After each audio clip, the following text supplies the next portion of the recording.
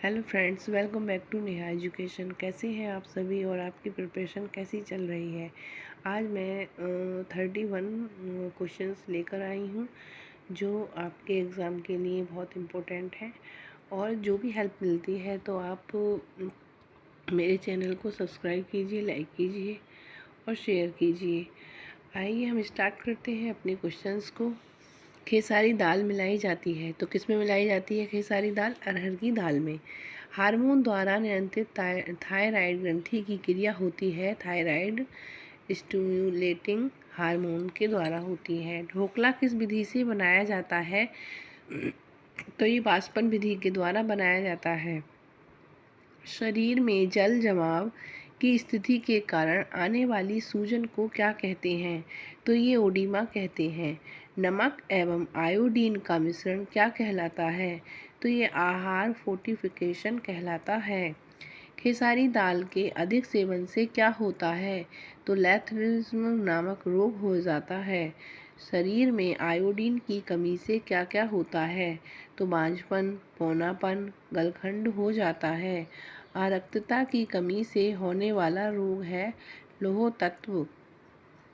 पोषण की कमी व अधिक खाने से कौन सी स्थिति पैदा होती है? अपर्याप्त पोषण। गर्भावस्था में यदि माँ को आयोडीन की पर्याप्त मात्रा न मिले तो जन्म के पश्चात बच्चा किस रोग से पीड़ित हो सकता है? बौनेपन से। परिधान कैसे होने चाहिए? आरामदायक, स्वच्छ और आधुनिक।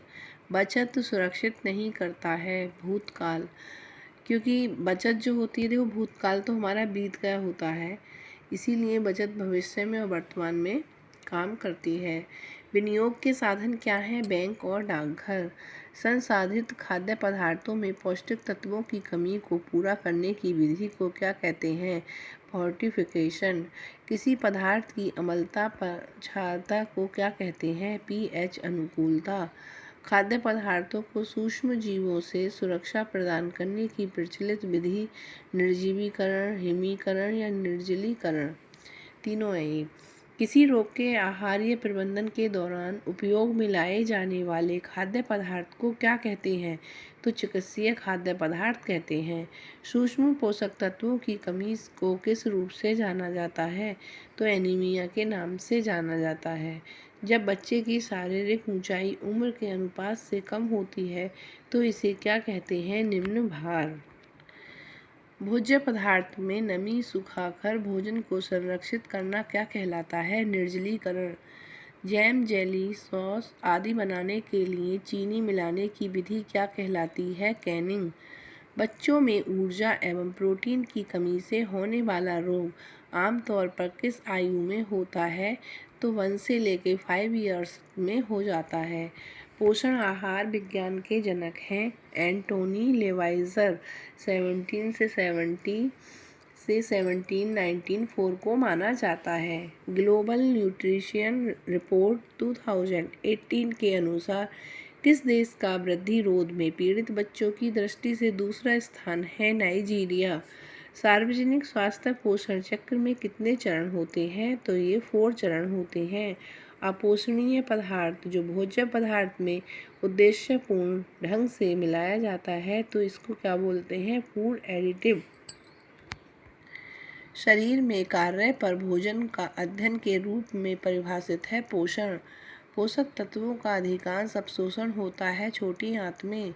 बच्चों के शारीरिक विकास में सबसे महत्वपूर्ण कारक है पोषण। पोषक तत्वों का धारण अधिक होता है उबालने से। अब देखिएगा इस तरह का ये मिलान जो है ये यूजीसी नेट में आता है क्वेश्चन। तो आइए हम देख लेते हैं इसको। प्रोटीन HPLC, बीटा कैरोटीन को हम मिलाएंगे टाइट्रीमेट्रिक से। एस कार्बोनिक एसिड को मिलाएंगे हम स्पेक्ट्रोफोटोमीटर से।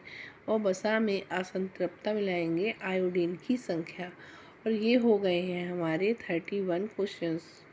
और आपको हेल्पफुल लगते हैं तो प्लीज़ मेरे चैनल को लाइक कीजिएगा, शेयर कीजिएगा और सब्सक्राइब कीजिएगा और अपनी प्रिपरेशन को बेहतर कीजिएगा।